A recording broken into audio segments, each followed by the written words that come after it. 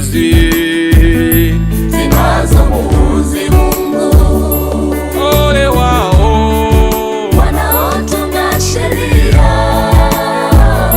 sheria kandamizi zinazomuudhi Mungu. Jiepusheni sheria kandamizi zisizo za haki zinazomuudhi Mungu.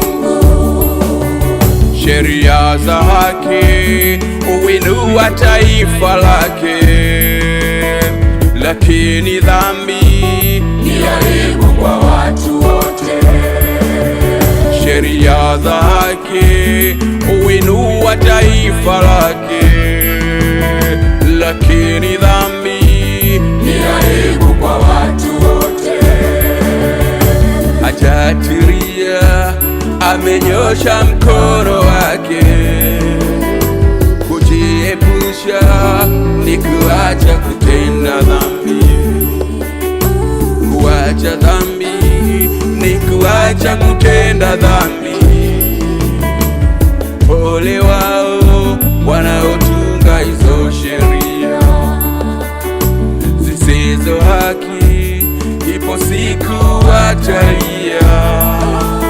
Wanaopitisha sheria kandamizi zinazowanyima maskini haki zao, zawaibia maskini haki zao.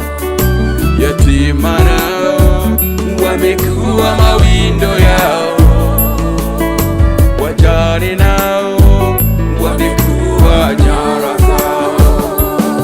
Ole wao wanaotunga sheria kandamizi zinazomuudhi Mungu. Ole wao wanaotunga sheria kandamizi zinazomuudhi Mungu. Jiepusheni sheria kandamizi zisizo za haki zinazomuudhi Mungu. Sheria za haki huinua taifa lake, lakini dhambi ni aibu kwa watu wote. Sheria za haki huinua taifa lake, lakini dhambi ni aibu kwa watu wote. utafanya nini siku ya ghadhabu yake? Hata wajieni kutoka mbali kwake. Mtapata wapi kuomba msaada wenu msipotubu hakika dhambi zenu? Sheria za haki huinua taifa lenu, lakini dhambi ni aibu kwa watu wenu. Njoni kwa Yesu mtubu dhambi zenu, nguvu za Mungu zazidi fahari zenu. Ole wao wanaotunga sheria kandamizi zinazomuudhi Mungu. Ole wao wanaotunga sheria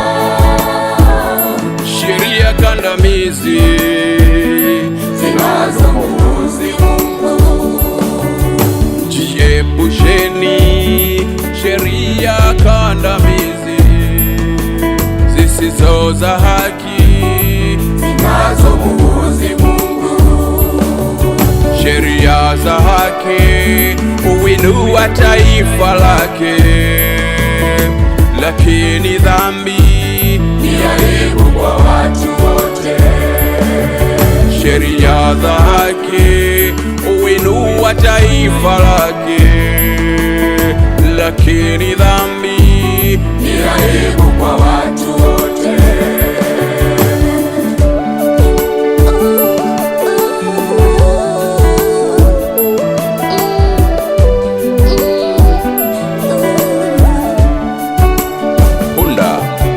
Aliyembeba Bwana Yesu alishangiliwa sana kwa sababu alimbeba Mungu.